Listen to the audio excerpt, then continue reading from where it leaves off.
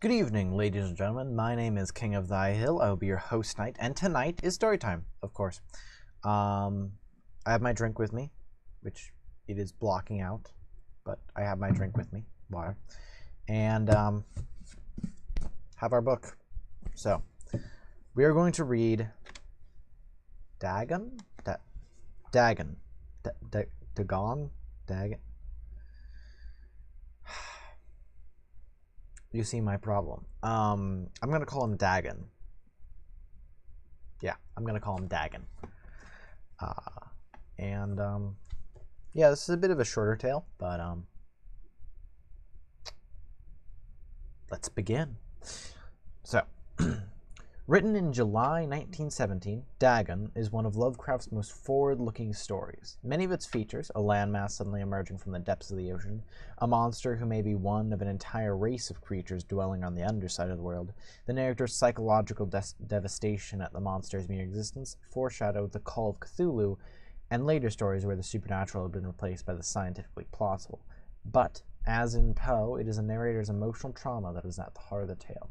The story was Lovecraft's first to be published in Weird Tales, October 1923.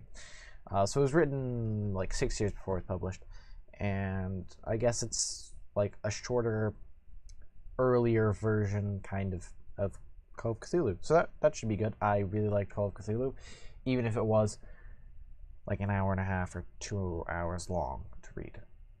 That was a long story. But let's go. I am writing this under an appreciable mental strain, since by tonight I shall be no more. Penniless, and at the end of my supply of the drug which alone makes my life endurable, I can bear the torture no more, and shall cast myself from this garret window into the squalid street below. Do not think from my slavery to morphine that I am a weakling or a degenerate.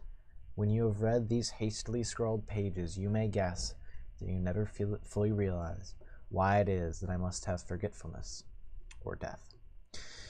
It was in one of the most open and least frequented parts of the broad Pacific that the packet of which I was supercargo fell victim to the German sea raider. The Great War was then at its very beginning, and the ocean forces of the Hun had not completely sunk to their later degradation, so that our vessel was made a legitimate prize, whilst we of her crew were treated with all the fairness and consideration due us as naval prisoners. So liberal, indeed, was the discipline of our captors, that 5 days after we were taken, I managed to escape alone in a small boat with water and provisions for a good length of time. Sorry, my roommate just came back, so if I glance over that way, you know what's happening. When I finally found myself adrift and free, I had but little idea of my surroundings. Never a competent navigator, I could only guess vaguely by the sun and stars that I was somewhat south of the equator. Only the longitude I knew nothing, and no island or coastline was in sight. The weather kept fair, and for uncounted days I drifted aimlessly beneath the scorching sun, waiting either for some passing ship or to be cast upon the shores of some habitable land. But neither ship nor land approached, and I began to despair in my solitude upon the heaving vastness of unbroken blue. The change happened whilst I slept. Its details I shall never know, for my slumber, though troubled and dream-infested, was continuous. When at last I awoke, I was to discover myself half sucked into a slimy expanse of hellish black mire, which extended about me in monotonous undulations as far as I could see, and in which my boat lay grounded some distance away. Though one might well imagine that my first sensation would be of wonder at so prodigious and unexpected transformation, I was in reality more horrified than astonished, for there was in the air and in the rotting soil a sinister quality which chilled me to the very core. The region was putrid with the carcasses of decaying fish and of other less describable things which I saw protruding from the nasty mud of the unending plain. Perhaps I should not hope to convey in mere words the unutterable hideousness that can dwell in absolute silence and barren immensity. There was nothing within hearing, and nothing in sight, save a vast reach of black slime, yet the very completeness of the stillness and homogeneity of the landscape oppressed me with a nauseating fear. The sun was blazing down from a sky which seemed to me almost black in its cloudless cruelty, and as though reflecting the inky marsh beneath my feet. As I crawled into the stranded boat, I realized only one theory could explain my position.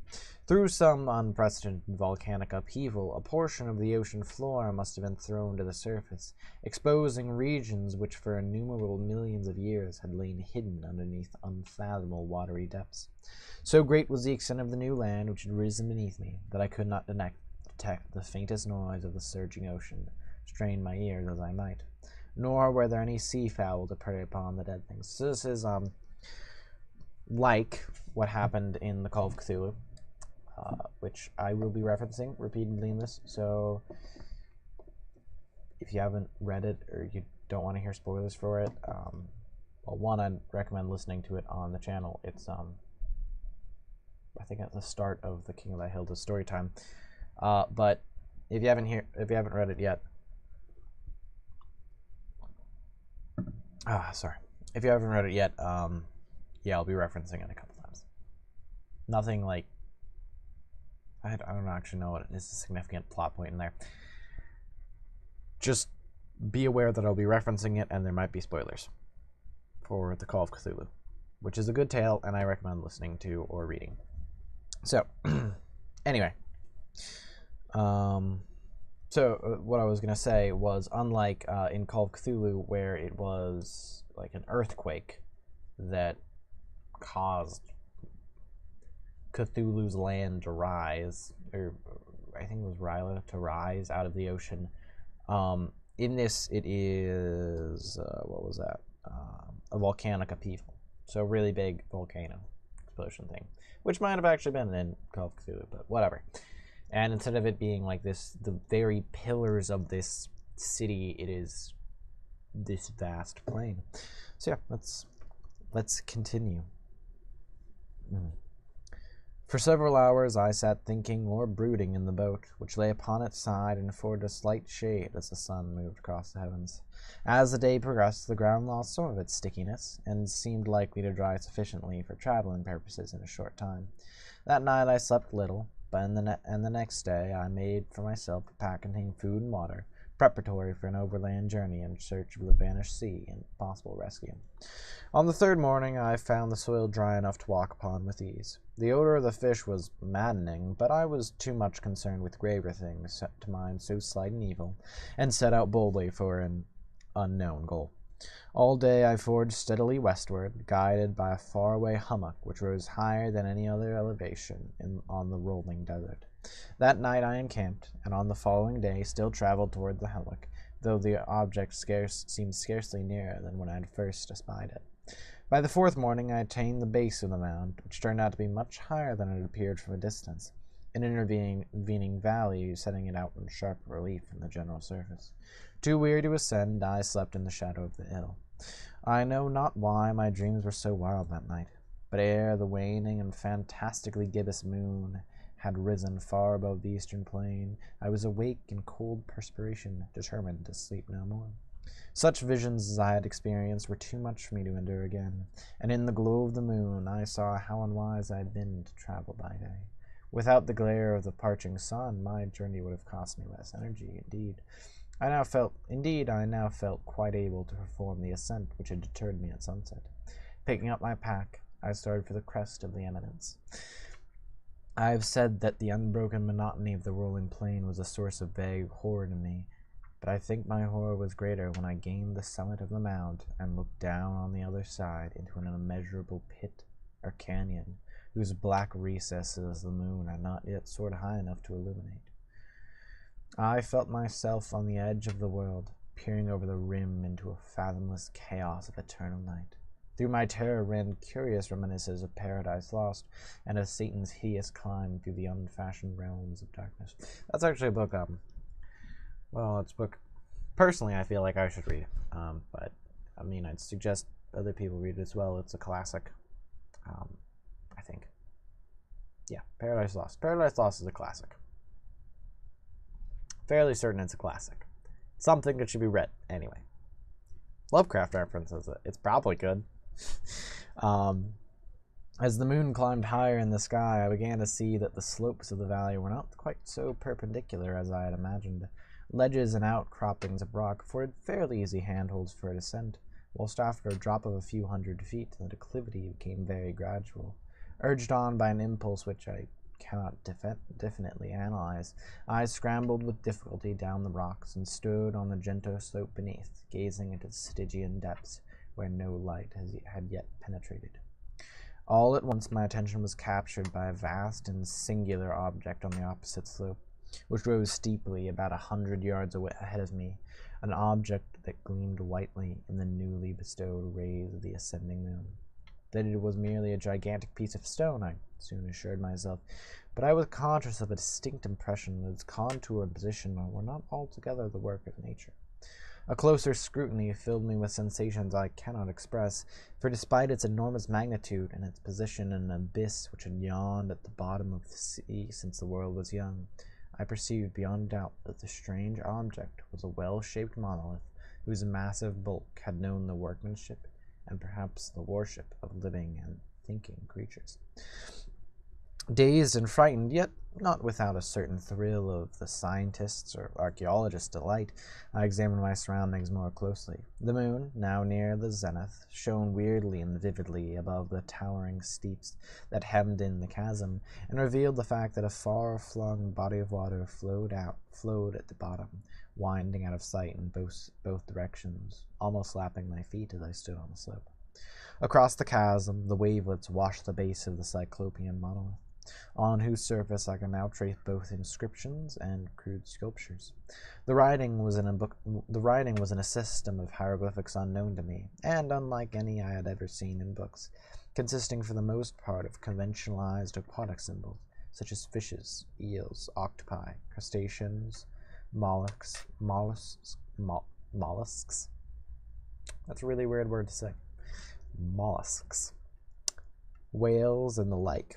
Several creatures obviously represented marine things, which are unknown to the modern world, but whose decomposing forms I'd observed on the ocean was in plain. So, personally, as it is going so far, I think I like Call of Cthulhu more, because of the fact that the thing here with its this system of hieroglyphics unknown to me, so that's sort of like an offhand comment, like the writing didn't look like anything I had seen before. Woo, that's weird, right? But I sort of like the Call of Cthulhu, where John LeGrasse, the inspector, takes this statue with the writing on it to the heads of linguistics in the world, and like over half of them are there, and they're like, this doesn't look like anything we've seen. We have a problem. And then it's revealed to be like, oh yeah, it's this Cthulhu cult that this other guy saw. That's actually a pretty strange coincidence. Well, anyway. It was the pictorial carving, however, that did most hold me spellbound. Plainly visible across the intervening water, on account of their enormous size, were an array of bas-reliefs whose subjects would have excited the envy of a Dor. I don't know what that is. Because it's Lovecraft, I presume it's somewhat racist. I think that these things were supposed to depict men, at least a certain sort of men, though the creatures were shown deporting like fishes in the water of some marine grotto, or paying homage at some monolithic shrine which appeared to be under the waves as well. Of their faces and forms I dare not speak in detail, for the mere remembrance makes me go faint. Gross beyond the imagination of a Poe or a Bulwer, they were damnably human in general outline, despite webbed hands and feet, shockingly wide and flabby lips, glassy, bulging eyes, and other features less pleasant to recall. Fishmen! Surprise! Fishmen! Fishmen! Fishmen! And I assume Bulwer is another horror writer, because that seems like something that he would reference. Curiously enough, they seem to have been chiseled badly out of proportion with their scenic background, for one of the creatures was shown in the act of killing a whale represented as but little larger than himself. I remarked, as I say, their grotesqueness and strange size, but in a moment decided they were merely the imaginary gods of some primitive fishing or sea-fang tribe, some tribe whose last descendant had perished eras before the first ancestor of Piltdown, or Neanderthal man, was born. I don't know what Piltdown is. I'd probably know this if I was in the 20s. Probably be like, oh yes, a Piltdown, that is the... something, I don't know. But presumably it's like a race of humans. Who knows? Awestruck at this unexpected glimpse into a past beyond the conception of the most daring anthropologist, I stood musing whilst the moon cast queer reflections on the silent channel before me. Then, suddenly, I saw it. With only a slight churning to mark its rise to the surface, the thing slid into view above the dark waters. Vast, Polyphemus-like, and loathsome, it darted like a stupendous monster of nightmares to the monolith, about which it flung its gigantic scaly arms. And the while it bowed its hideous head and gave vent to certain measured sounds. I think I went mad then. Of my frantic ascent of the slope and cliff, and of my delirious journey back to the stranded boat, I remember a little. I believe I sang a great deal, and laughed oddly when I was unable to sing. I have indistinct recollections of a great storm some time after I reached the boat. At any rate, I know that I heard peals of thunder and other tones which nature utters only in her wildest moods. When I came out of the shadows, I was in a San Francisco hospital, brought thither by the captain of an American ship, which had picked up my boat in mid-ocean. In my delirium I had said much, but found that my words had been given scant attention. Of any land upheaval in the Pacific, my rescuers knew nothing. Nor did I deem it necessary to insist upon a thing which I knew they could not believe. Once I sought out a celebrated ethnologist and amused him with peculiar questions regarding the ancient Philistine legend of Dagon, the fish god, but soon perceiving that he was hopelessly conventional, I did not press my inquiries. So, yeah, I knew what the Polyphemus like was. That's a reference to the Odyssey. No, wait, the Iliad. The Iliad? Yeah, the Iliad. The Iliad. Where, Odysseus? Yeah, Odysseus is coming home from the war, and he's like, yeah, I'm just gonna, like, it's not that hard to get home. Takes 10 years, and, like, has crazy adventures along the way. Like, didn't his men get turned into pigs? Was that somebody else? It might have been somebody else, honestly. There was also the snake-headed woman. No. Snake-waisted woman? Who, like, ate his crew. And then there was, like, Charybdis. But yeah, Polyphemus was the giant Cyclops. Anyway. Sorry about that weird side note. I feel good because I know things. Anyway. It is at night, especially when the moon is gibbous and waning, that I see the thing. I tried morphine, but the drug has given only transient surcease and has drawn me into its clutches as a hopeless slave. So now I am to end it all, having written a full account of the information, or the contemptuous amusement of my fellow men. Often I ask myself if it could not all have been a pure phantasm, a mere freak of fever, as I lay sun-stricken and raving in the open boat after my escape from the German man-of-war. This I ask myself, but ever does there come before me a hideously vivid vision in reply. I cannot think of the deep sea without shuddering at the nameless things that may at this very moment be crawling and floundering on its slimy bed, worshipping their ancient stone idols, and carving their own detestable likenesses on submarine obelisks of water-soaked granite.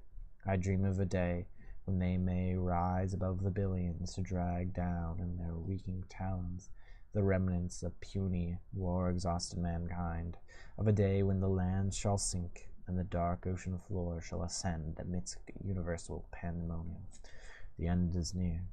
I hear a noise at the door, as of some immense slippery body lumbering against it. It shall not find me. God, that hand. The window. The window. The end. Presumably, he's dead now.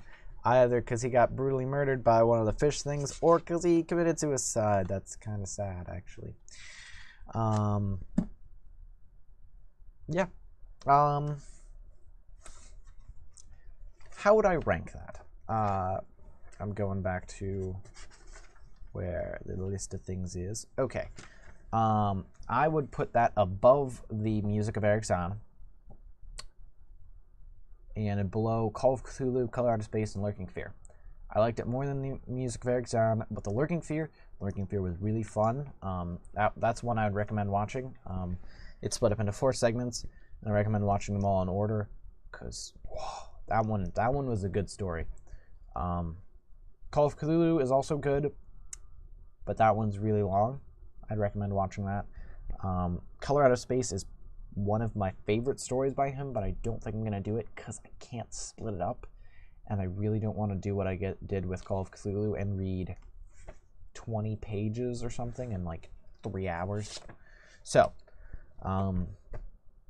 yeah, that was... It's not the worst tale, but currently I'd say it's below average. Below average. Good tale, though, because below average for Lovecraft is like above average for most other people. Good story, but it is not my favorite. Anyway, we will be reading this again on Friday. Maybe Pickman's Model. That's long. Probably not Pickman's Model. Yeah, probably not Pickman's Model. Maybe Pickman's Model. Maybe. But anyway, we'll be reading more next time, Friday. So, I've been your host, King of Thy Hill, and thanks for joining me. I'll see you next.